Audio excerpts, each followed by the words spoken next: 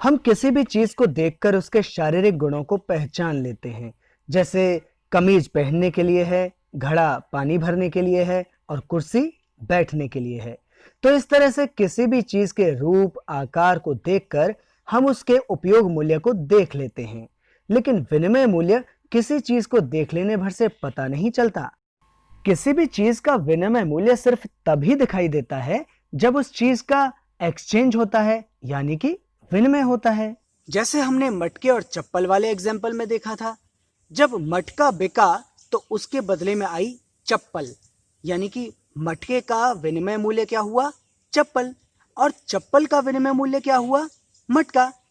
But Saurabh भैया, ये चांदी की चम्मच है और ये चांदी की कटोरी, ये स्टील की चम्मच है और स्टील की कटोरी। मैं तो देखकर ही बता सकता हूँ कि चांदी की कटोरी चम्मच ज्यादा महंगे हुए।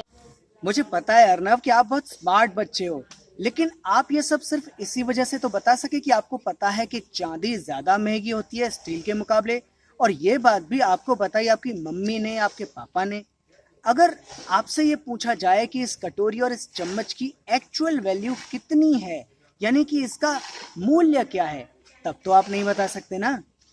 बट सौरभ भैया, अगर किसी चीज का एक्सचेंज ही ना हुआ हो तो क्या उस चीज का कोई मूल्य नहीं होगा? क्या उस चीज को बनाने में किसी श्रम का उपयोग नहीं हुआ होगा? नहीं अर्नव, ऐसी बात नहीं है। असल में हर चीज को बनाने में श्रम का इस्तेमाल होता है, लेकिन अगर उस चीज का विनिमय ना हो तो हमें ये पता नहीं चलता कि उसका मूल्य क्या है। इसका मतलब तो यह हुआ भैया कि अगर वो मटके वाला अपनी फैमिली के साथ ही उसको यूज करता रहा तो हम तो उसका मूल्य देख ही नहीं पाएंगे। एकदम ठीक समझे अर्नव। अरे ये क्या, अगर मटके वाला उस मटके को अपने किसी रिश्तेदार को फ्री ऑफ कॉस्ट गिफ्ट भी कर देना, तब भी हम उसके मूल्य को देख नहीं सकते। किसी भी चीज का उपयोग मूल्य उसके अंदर होता है, लेकिन उसका विनिमय मूल्य देखने के लिए हमको बाहर देखना पड़ता है। किसी भी चीज का मूल्य उसके बाहर ही क्यों होता है?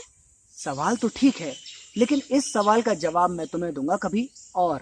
फिलहाल हम अपने टॉपिक पर रहते हैं। भैया, हमेशा मटके के बदले में चप्पल ही मिलती है और कुछ नहीं मिल सकता क्या? ऐसी बात नहीं है। मटका बनाने वाले के पास में बहुत सारे मटके होते हैं। किसी मटके के बदले में तो वो धान खरीदते हैं, किसी मटके के बदले में वो चप्पल खरीदते हैं, किसी के बदले में वो अपने कपड़े धुलवा देते हैं और किसी मटके के बदले में वो अनाज को फटकने वाला सूप खरीद लेते हैं। मतलब हर एक अलग अलग मटके का अलग अलग मूल्य होता है, जिसे हम मटके के बाहर देख सकते हैं। इसका मतलब तो ये भी हुआ कि किसान भी ऐसा करते होंगे, अपने अनाज के बदले में गुड़ ले लेते होंगे, अपने बच्चों के लिए किताबें ले लेते होंगे, उसके बदले में दूध ले सकते हैं वो, और वो अपने लिए चप्पल भी ले सकते हैं। बिल्कुल सही समझे। धान तो एक जैसा ही दिखाई देता है, लेकिन उसका मूल्य अलग अलग दिखाई देता है। अगर हमें पता करना हो कि मटका छोटा है या बड़ा, तो हमें मटके की तरफ देखना होगा। अगर हमको पता करना है कि आम का स्वाद कैसा है, तो हमें आम को चखना होगा। यानी किसी भी चीज का उपयोग मूल्य पता करने के लिए हमें उसकी तरफ देखना होगा। लेकिन अगर विनिमय मूल्य पता करना है तो हमें बाहर देखना होगा। इसका सीधा सा अर्थ यह है कि उपयोग मूल्य एक स्वाभाविक चीज है, एक स्वाभाविक गुण है, लेकिन विनिमय मूल्य अस्वाभाविक है। अब ये क्या चीज आ गई? स्वाभाविक और अस्वाभाविक क्या होता है ये? इसका जवाब तो भाई मैं तुम्हें अगले एपिसोड में ही दे पाऊंगा, लेकिन अभी तुम वो बोल दो।